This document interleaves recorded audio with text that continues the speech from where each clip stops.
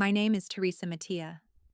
I'm 30 years old, and 3 years ago, I was absolutely certain I had found the man I was going to marry. Not, maybe someday. Not, if things worked out. I mean certain. The kind of certainty that makes you stop looking over your shoulder, that makes you build your future around someone without even realizing you're doing it. Looking back now, I think that's exactly how I lost everything. I met Avery on a morning that already felt like it was slipping through my fingers. I was late. Like, truly late. The kind where your chest is tight, your thoughts are racing, and every second feels like it's costing you something. I rushed into my usual coffee shop, barely paying attention to anything except the line and my watch. And then, I turned too fast and slammed straight into him. Coffee exploded everywhere. My cup. His cup. I don't even remember whose was worse. It splashed across his shirt, soaked into his pants, dripped onto the floor like a slow-motion disaster I couldn't stop. "Oh my God. I'm so sorry," I blurted, already reaching for napkins, my face burning with embarrassment. And then he laughed. Not annoyed. Not irritated. He laughed like it was the best thing that had happened to him all morning. "You always make first impressions this memorable?" he asked, handing me napkins instead of taking them, his eyes amused, warm, disarming in a way I didn't expect. I remember thinking, who reacts like that? And then somehow I ended up buying him another drink, and then sitting down, and then staying. We talked for 15 minutes, then 30. Then I completely forgot I was late. By the time I finally left, I had his number saved in my phone, and this strange, quiet feeling in my chest that something important had just started. I was right. It started fast, but it didn't feel rushed. Our first date was at a dive bar that had no business being as crowded as it was. Avery showed up looking unfair, like he belonged somewhere more expensive, more polished, and I remember feeling just slightly out of place, like I had accidentally stepped into someone else's story. But then he smiled at me, sat down across from me, and it was easy again. Too easy. We talked for hours, about work, about family, about the kind of futures we wanted but never said out loud to anyone else. He told me about his job, his ambitions, the way he wanted more out of life than just surviving it. And I told him things I hadn't told anyone in years. That was the thing about Avery. He made you feel seen. A year later, we were living together. A small apartment downtown. Nothing extravagant, but ours. We built routines without even trying. Sunday brunches became a ritual. Weeknight dinners turned into long conversations that stretched past midnight. We had inside jokes, shared playlists, stupid arguments about nothing that always ended in laughter. We were that couple. The one people rolled their eyes at because everything seemed so right. We talked about the future constantly. Marriage, kids, travel, where we'd end up in 5 years. It wasn't a question of if, it was when. And I was ready. God. I was so ready. For the first 2 years, nothing felt wrong. There were no signs, no cracks, no warning lights blinking in the background. Just us. Until 6 months ago. That's when things started to change. At first, it was subtle enough that I almost convinced myself I was imagining it. Avery started working late more often, Tuesdays and Thursdays, like clockwork. He said it was a big project, something that could lead to a promotion. I believed him. It fit who he was. Driven, focused, always chasing something bigger. But then came the details that didn't fit. He'd come home. Different. Some nights, he'd be overly talkative, almost too energetic, like he was trying to fill the silence before it could form. Other nights, he'd barely say anything at all, moving through the apartment like he was somewhere else entirely. His cologne started smelling stronger, not just lingering. Fresh. Like he had reapplied it before coming home. Once, I noticed a faint stain on his shirt. Not coffee, not food. Something darker. Rough day? I asked casually. Client dinner, he replied instantly, not even looking up, and I nodded. Because that's what love does to you. It teaches you to trust, even when your instincts are quietly begging you not to. Then came the phone. Avery had always been careless with it, left it on counters, forgot it in the bedroom, didn't care who saw what. That changed overnight. Suddenly, it never left his hand. Bathroom, kitchen, even short trips across the apartment. Notifications disappeared. Passwords changed. Screens turned away. The second I walked into a room. One night, I woke up at 2 a.m. and reached over. And he wasn't there. That small absence sent a strange chill through me.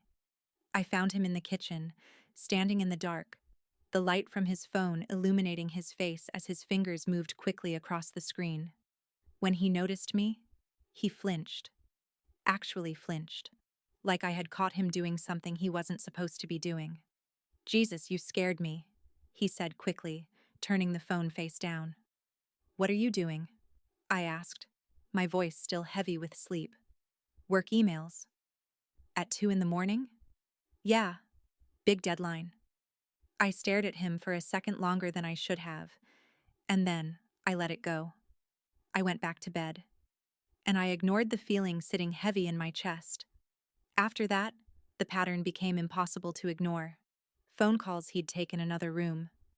Work events that didn't quite add up. New coworkers I'd never heard of before suddenly becoming a big part of his life. And every time I started to question it, he'd do something that made me feel ridiculous for even thinking it. He'd bring home my favorite takeout without asking, plan a surprise date, wrap his arms around me in the kitchen and kiss my forehead like nothing in the world could touch us. Like nothing was wrong. So I did what I thought a good partner was supposed to do. I tried harder. I planned more, gave more, showed up more. Because if something was slipping, I was going to fix it. And somewhere in the middle of trying to save something that might not have even been broken yet, I made a decision. I was going to propose. I didn't care about tradition. I didn't care about who was supposed to do it. I just knew I loved him, and I thought he loved me. I spent weeks planning everything. The ring, 3 months of savings gone in a heartbeat. The restaurant, an intimate Italian place downtown, the kind that books out weeks in advance. The timing, the details. Even Mia, his friend, helped me make sure everything would be perfect. I wanted that moment to feel like forever. I wanted him to look at me the way I looked at him, like there was no one else in the world. The day of the proposal, I could barely breathe. I paced the apartment, checked the ring every 5 minutes, rehearsed what I was going to say, and then forgot all of it seconds later. I was waiting for him to come home when his phone started ringing. He'd left it behind, which never happened. At first, I ignored it. Then it rang again, and again. Same number. 4 times in 10 minutes. A slow, uneasy feeling crept into my chest. What if something was wrong? What if he needed help? That's what I told myself. That's what I needed to believe. So I picked it up. Hello? For a split second, there was silence. And then a woman's voice. Soft, familiar, intimate in a way that made my stomach drop. Hey, babe. I've been trying to reach you, she said lightly. Can't wait to see you tonight. Same place as always. Everything inside me just stopped. I don't remember hanging up. I don't remember sitting down. All I remember is the sound of my own heartbeat. Loud, uneven, like it didn't belong inside my body anymore. The apartment felt wrong, like the walls had shifted just enough that nothing was where it used to be. Hello? Avery? You there? Her voice echoed faintly from the phone before I ended the call. My hand was shaking so badly I almost dropped it. For a few seconds, maybe longer, I just sat there, staring at nothing, trying to force my brain to catch up with what I had just heard. Babe. Same place as always. Tonight. My chest tightened. Then something inside me snapped into place. Not anger. Not yet. Something colder. I picked up his phone again. No password. Of course there wasn't. He'd always laughed when I told him to set one. Said it was unnecessary. Said he had nothing to hide. My fingers moved before I could stop them. I opened his messages, scrolled, found the number. No name. That was the first red flag. And then, I saw everything. 6 months. 6 full months of messages. My vision blurred as I read, but I couldn't stop. Hotel names, Hyatt downtown, dates, times. Late work nights, heart emojis, photos. God, the photos.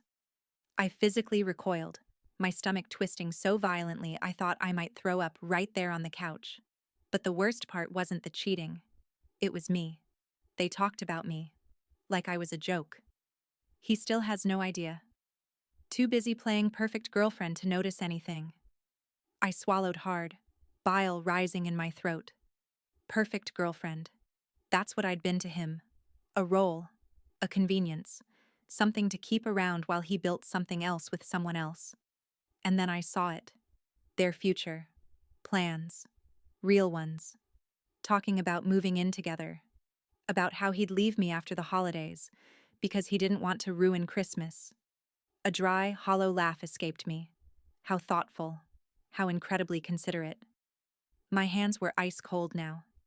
Another message popped up. Don't forget to delete everything. She's too trusting. I stared at the screen. Too trusting. Yeah, that sounded about right. Then I heard the front door unlock. My entire body jolted back to life. I moved fast. Too fast. Placed the phone exactly where it had been. Sat down. Tried to breathe. Tried to look like a woman who hadn't just watched her entire life collapse in real time. The door opened. Hey, babe. His voice was warm. Familiar. Exactly the same as it had always been. And for the first time, it made my skin crawl. He walked in like nothing had changed. Like he hadn't just spent 6 months living a double life. Like he hadn't been in another woman's bed while coming home to mine. Sorry I'm late, he said, leaning down to kiss me. I let him, and I hated myself for it. Work was insane today. Of course it was. Let me grab my phone and freshen up. Then I'm all yours. I watched him pick it up. Watched his expression flicker. Just for a second. When he saw the missed calls. His fingers moved quickly. Typing, deleting, fixing whatever needed to be fixed. Then he disappeared into the bedroom. And I sat there. Still. Silent. Something inside me was breaking. But something else was building. I stood up slowly and walked into the kitchen. Poured myself a drink. My hands were shaking so badly I almost spilled it. What now? That question echoed over and over again in my head. Do I confront him? Do I scream? Do I throw everything in his face and watch him scramble? Or do I wait? Follow him. Catch him in the act. Destroy him properly. Or do I do this right? Carefully? Quietly? Completely? I took a long sip of the drink. The burn grounded me. That's when I made the decision. Not chaos. Control. While he was in the shower, I moved. Back to the bedroom. Back to the phone. I took pictures of everything. Every message. Every photo. Every disgusting detail of the life he had built behind my back. I sent them to myself. Backed them up. Cloud. Email. Everywhere. He wasn't deleting this. Not before I had proof. When I finished, I put the phone back exactly where it had been. By the time he walked out, dressed and smiling, I was sitting on the couch like nothing had happened, like I was still the woman he thought he knew. Ready? He asked. I looked at him, really looked at him, and for the first time, I saw a stranger. Yeah, I said quietly. Let's go. The ride to the restaurant felt surreal. He talked. I nodded. He laughed. I smiled. Inside, I was unraveling. Every word he said sounded fake. Every glance at his phone felt like a betrayal happening in real time. We arrived at the restaurant, the one I had spent weeks planning, the one where I was supposed to ask him to marry me. The hostess smiled at me knowingly. My stomach twisted. If only she knew. Avery looked around, impressed. "Wow, this place is amazing," he said. "What's the occasion?" I almost laughed. "Just wanted to do something special. For you. For us. For a future that didn't exist." Dinner started. He ordered like normal. Talked like normal. Lied like it was second nature. I watched him check his phone under the table. Once. Twice. 4 times. "Work," he said each time. Of course it was. At one point, he reached across the table and took my hand. "You okay?" he asked softly. "You seem off." I stared at our hands, at how familiar it felt, at how fake it suddenly was. "Just tired," I said. He smiled, concerned, convincing, Oscar-worthy. I wondered how long he had been this good at pretending. We ate. Or at least he did. I pushed food around my plate, barely tasting anything. My mind was racing ahead. Planning. Calculating. Separating. 3 years. An apartment. Shared finances. Shared everything. All of it had to be undone. Cleanly. Completely. By the time we got home, I felt like I had lived 10 different lives in one night. He fell asleep quickly. Peacefully. Like a man with nothing to hide. I didn't sleep at all. I lay there beside him, staring at the ceiling, listening to his breathing, wondering how someone could look so calm while destroying everything behind the scenes. The next morning, I met Mia. Same coffee shop. Same kind of morning. But everything felt different now. She walked in, took one look at me, and froze. "You look like hell," she said softly. "Yeah," I replied. "I feel worse." She sat down slowly. "What's going on?" I didn't ease into it. I didn't have the patience for it. "How long have you known?" Her face changed instantly. "Known what?" I leaned forward, my voice low. "About Avery cheating on me." Silence. Thick. Heavy. Telling. Her eyes dropped. That was all I needed. "Cut the act, Mia," I said quietly. "I saw everything." She swallowed hard. I found out a month ago." "A month." I let that sink in. "You've known for a month," I repeated slowly. "And you still helped me plan a proposal?" Tears filled her eyes. "I thought he was going to end it," she whispered. "He told me it wasn't serious, that it was just physical." I laughed. A sharp, hollow sound. "Physical?" I pulled out my phone and showed her the screenshots. Her face drained of color as she scrolled. "I didn't know," she murmured. This is more than that." "Yeah," I said coldly. "A lot more." She wiped her eyes. "I told him to come clean," she said. "I thought if you proposed, he'd realize what he was risking." I stared at her. "So, I was a test?" "No." "Something he could compare?" I cut in. "Me versus her?" She didn't answer, because she didn't have one. I leaned back in my chair. Exhaustion settled into my bones. "Who is she?" I asked.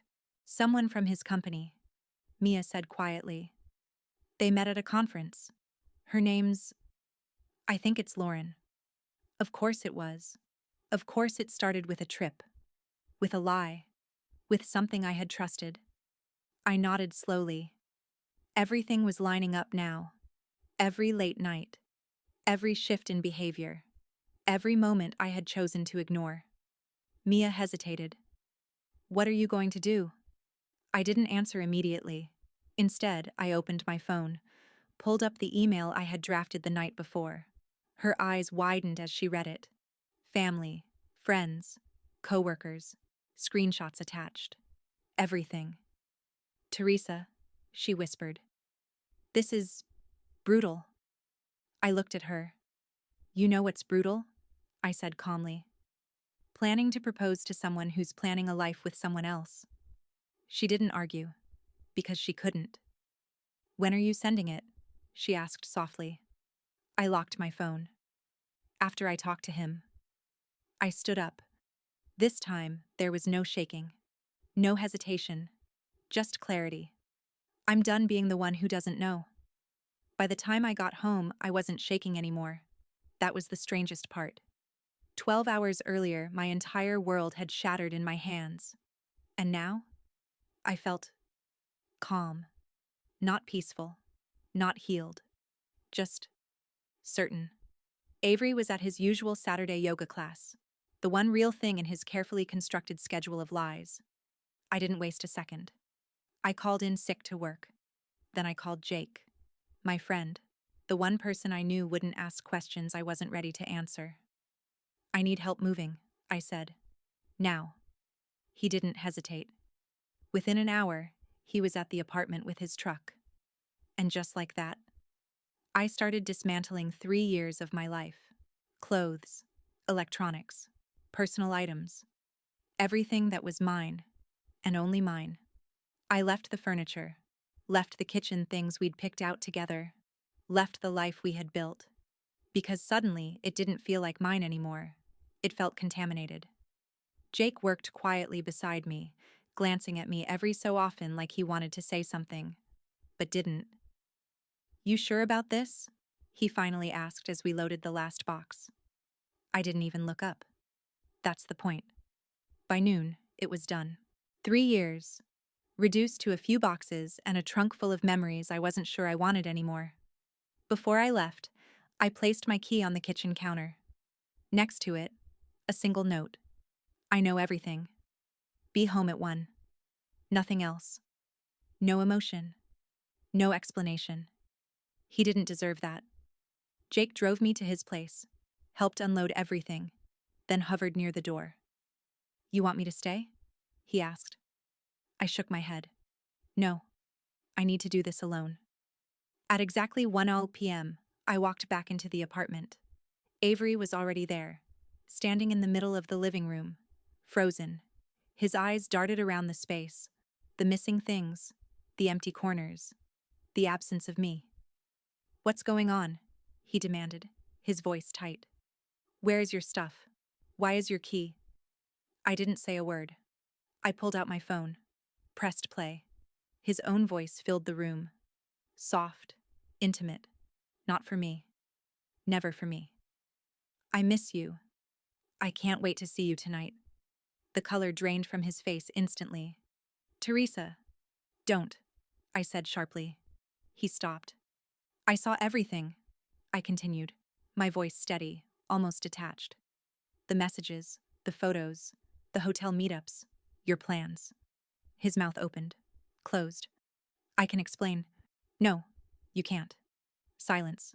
Then, just like that, he shifted. Not guilt, not shame. Defense. "It's not what you think," he snapped, his tone hardening. "We were never officially engaged. You didn't even—" I laughed. A low, cold sound that didn't feel like it belonged to me. "You're right," I said. And then I reached into my bag, pulled out the small velvet box, and tossed it onto the coffee table.